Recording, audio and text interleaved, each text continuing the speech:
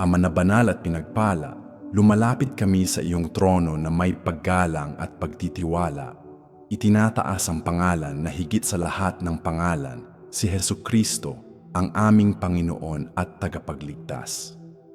Sa iyong presensya, inihahandog namin ang aming pagbagsak, sakit, tanong at kalungkutan na naniniwalang hindi napuputol ang bisig ng Panginoon, ni mabigat ang pandinig upang hindi makarinig. Tanggapin mo ang aming daing na gaya ng insenso. Linisin ang aming labi. Patahimikin ang aming takot at itatag ang aming hakbang sa iyong katotohanan. Sapagkat ikaw ay mabuti at ang iyong awa ay walang hanggan. Kung kami man ay nadapa, si Jesus ang bumabangon. Kung kami man ay nanghina, kung ang pagkatisod ay nagdulot ng kahihiyan at pinighati ang kaluluwa, aalalahanin naming mas dakila ang biyaya kaysa sa pagbagsak at na ang iyong pag-ibig ang siyang nag-aangat sa amin mula sa alabok. Itayo mo kami sa ibabaw ng bato. Ituwid ang daang liko-liko.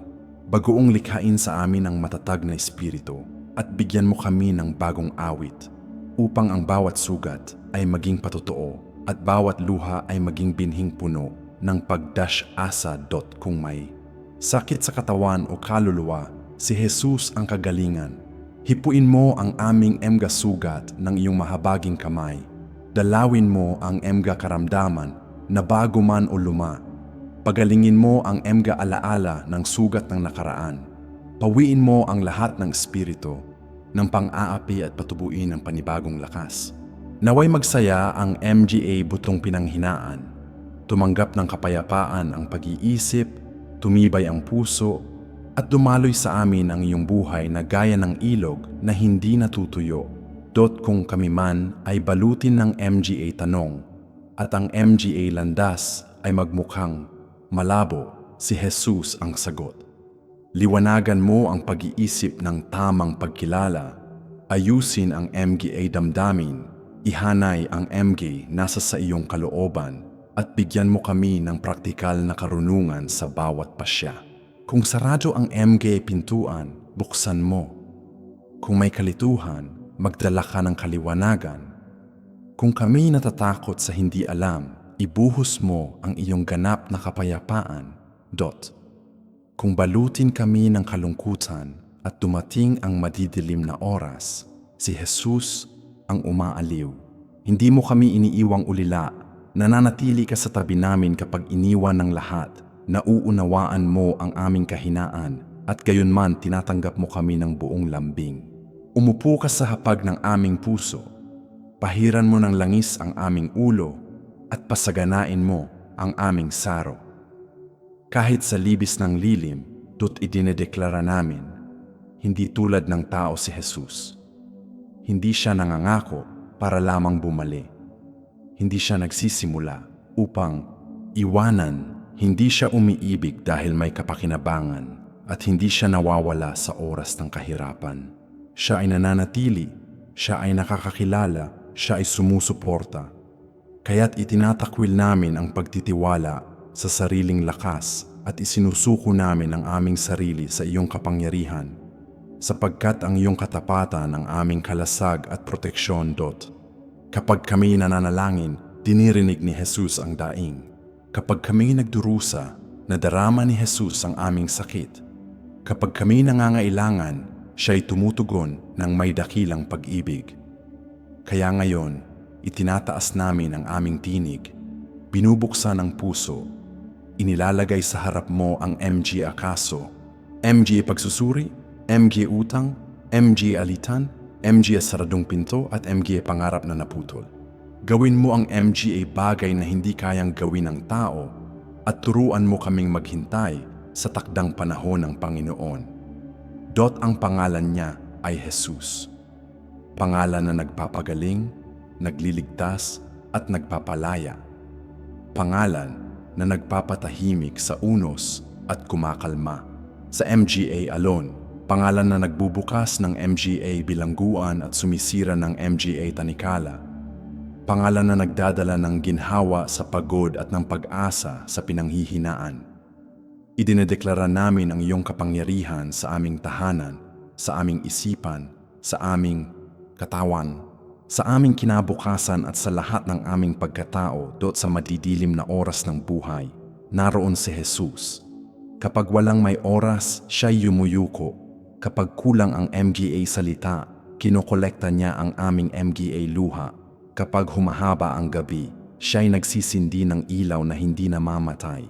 Naway ang katiyakan ng iyong presensya ay pawiin ang lahat ng pagkabalisa at turuan kaming lumakad sa kapahingahan. Kahit naghihintay PA ng MGA sagot sa mapapait na oras ng buhay, naroon si Jesus.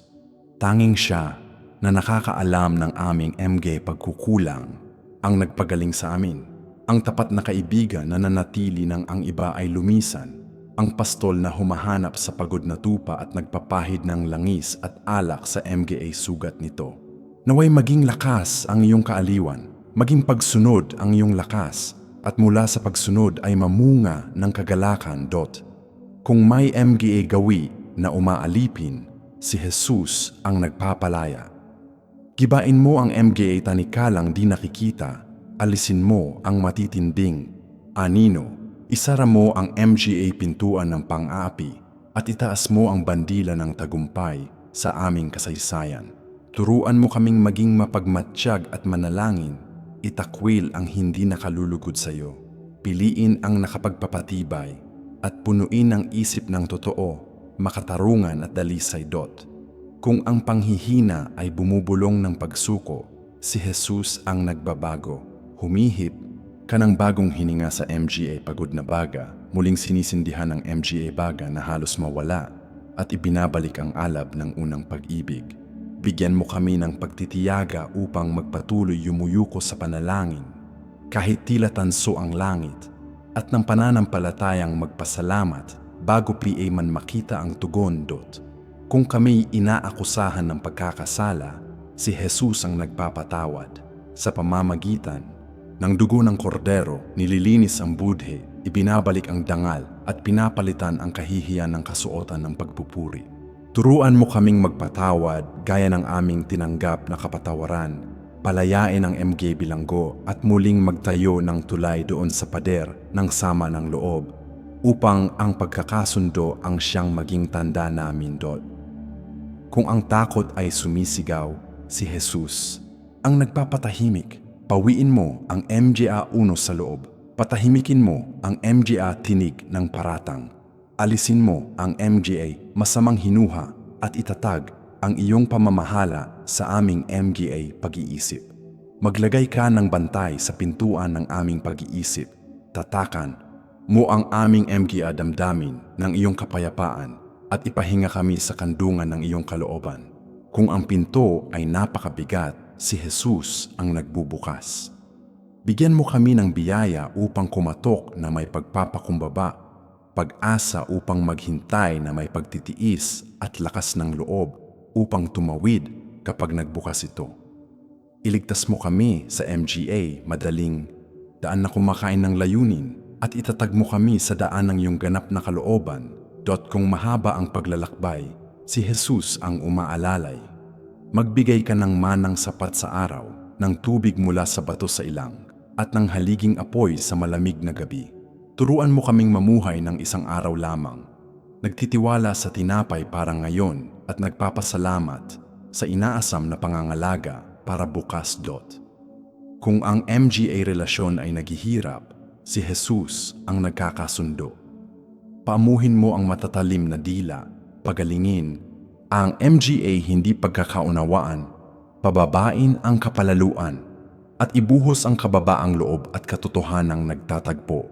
Naway ang kapayapaan ang maging hukom sa aming MGA tahanan, at ang kabutihan ang maging wika ng aming MGA pagtitipon. Kung kinatatakutan ng kinabukasan, si Jesus ang umaakay. Siya'y nakakaalam ng huli mula sa simula, naghahanda ng MGA daan sa ilang at nagpapasibol ng MGA hardin sa tuyong lupa.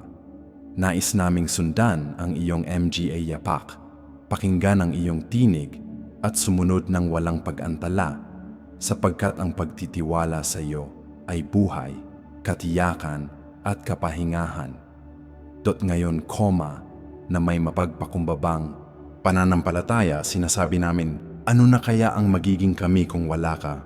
Kung wala ang iyong krus, kung wala ang iyong biyaya, kung wala ang iyong espiritu, kung wala ang iyong presensya na bumibisita sa aming tago. Bigyan mo kami ng pusong sumasamba, ng tuhod na sanay sa panalangin, ng MGA kamay na handa sa paglilingkod, at ng MGA matang nakatuon kayong siyang may akda at tagatapos ng aming pananampalataya. Panginoon, itatag mo kami sa katiyakan na ang iyong presensya ang pinakamahal naming kayamanan. Kapag nanghihina ang katawan, ikaw ang aming lakas. Kapag naguguluhan ang isipan, ikaw ang aming kapayapaan. Kapag tumatahimik ang kaluluwa, ikaw ang aming awit. Ituro mo sa amin na tumawid sa MGA Libis na nakatuon ang mata sa pastol, na harapin ang MGA ilang na umiinom mula sa bato, at maghintay sa iyong panahon na may kaamuan at pagtitiwala. Naway maging panalangin ang bawat paghinga, maging pagsunod ang bawat hakbang, at matagpuan kami ng bawat laban na nakaluhod, sapagkat sa gayon, makakabangon kami sa tagumpay. Jesus, hawakan mo ang kamay ng MGA iniisip ng sumuko, at ibuhos ang lakas ng loob sa MGA na tira na lamang abo ng pag-asa. Itindig mo ang MGA na dapa sa pagod, buuin mong muli ang MGA na durog sa bigat ng paglalakbay, yakapin ang MGA na sakta ng matitinding salita at lumang pagtanggi. Ipahayag mo ang buhay sa MGA tuyong buto, ang layunin sa MGA magulong kasaysayan, at ang direksyon sa MGA mapanghamong landas. Naway ang iyong tinig na banayad ngunit makapangyarihan ang marinig ng higit sa takot, higit na matatag kaysa duda, at higit na matamis kaysa kahit anong aliw ng tao. Ama, dalawin mo ang aming MGA tahanan ng pagkakasundo at kaayusan, na ang katotohanan at kabutihan ay mamahay, na ang pagpapakumbaba ang magpababa sa kapalaluan, na ang kapatawaran ang magpagaling sa MGA pilat, at muling magtayo ng MGA tulay. Iligtas mo kami sa pag-uulit ng MGA padron na nakakasakit. Bigyan mo kami ng pananalitang nababalot ng biyaya at MGA pasyang pinapatnubayan ng karunungang mula sa itaas. Naway maging dambana ang hapag ng tahanan, maging hardin ng pagkikita ang silid-lihim, at ang bawat araw ay maging bukiring mabunga ng pasasalamat, paglilingkod at kabanalan. Itinatangi namin sa iyong kamay ang MGA pagsusuri, MGA utang, MGA proseso, MGA plano at MGA tao, na humihiling na ang iyong kamay ang sumulat ng bagong kabanata ng kagalingan, kaaliwan at kasagutan.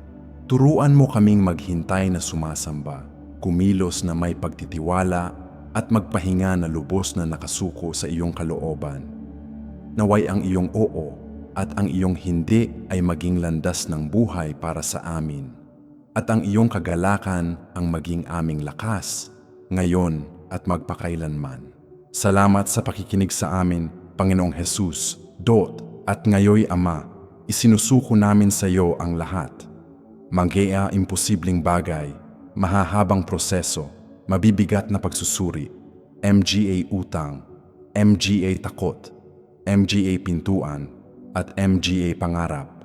Gawin mo ang higit PA sa aming hinihiling o iniisip, upang ang kaluwalhatian ay maging iyo lamang, ang patotoo ay aming dalahin, at ang pagpapala ay umabot sa marami. Sa pangalan ni Jesus, Amen. Kung ang panalangin ito ay tumimo sa puso, panahon na upang tumugon ng may pananampalataya, italaga ang MGA susunod na araw sa Panginoon. Maglaan ng oras araw-araw para sa pananalangin at pananalig, at panatilihing nagliliyab ang apoy ng tago. Ipinindot mo nawa ang buton ng pag-apruba upang ang mensaheng ito ay makaabot sa mas maraming buhay. Ibahagi ito sa nangangailangan ng kagalingan, kaaliwan at patnubay, at manatili kasama namin sa paglalakbay ng panalangin at pag-asa. Isulat ang iyong pangalan upang aming ipanalangin. Ilagay sa MGA komento ang iyong MGA kahilingang tiyak at MGA imposibleng kaso. At gayon din ang MGA patutuo ng iyong natanggap mula sa Diyos. Sapagkat bawat tugon ay nagpapalakas ng pananampalataya ng marami at magpupuri sa pangalan ni Jesus.